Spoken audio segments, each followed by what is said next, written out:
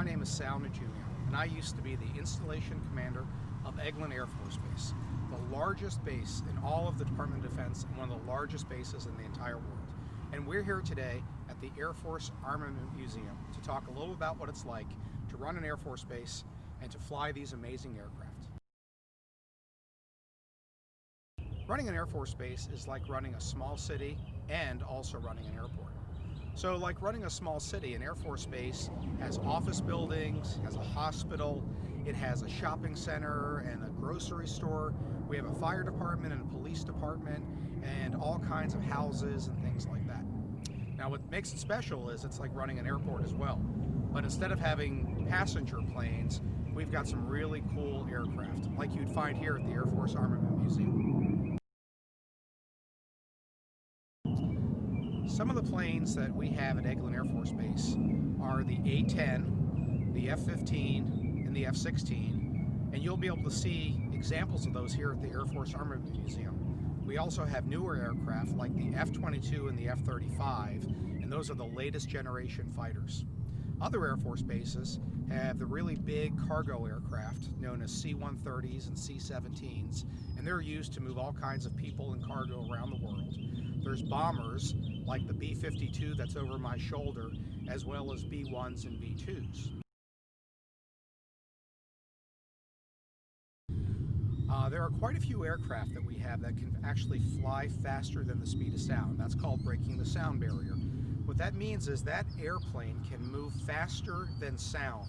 So if you were to look up, you would see the airplane before you would actually hear the airplane. That's how fast it's going, and that's called supersonic flight.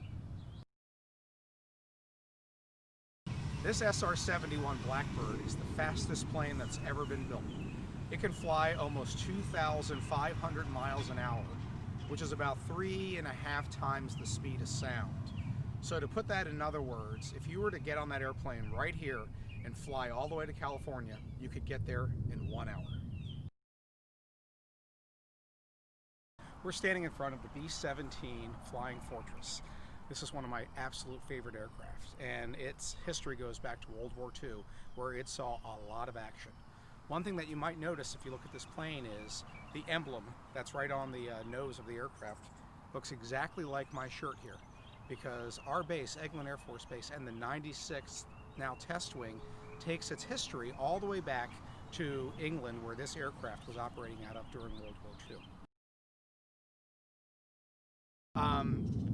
In order to become a pilot, you have to do really well in school. You usually have to study math and science and some other subjects like that. Then you have to go to college. Then you'll go through what's called pilot training, and then you'll have to practice a lot after that, and then eventually you'll have a chance to become a pilot. It is a pretty long journey, but it's absolutely worth every minute. If you've ever been out playing on a playground or playing sports or on the beach, you've probably looked up and seen lots of airplanes flying overhead. In fact, even today while we're doing this video, there's been a lot of airplanes flying over our heads. That's because the aircraft that we have at Eglin and Hurlburt Field are really, really important to what we do here in the Air Force. And we're always flying, we're always training, and that's what it takes for our airmen to be ready. Thanks so much for joining us today. I hope you get a chance to come out here and visit the Air Force Armament Museum, and I've really enjoyed sharing what it's like to run an Air Force base with you all and tell you a little bit about airplanes.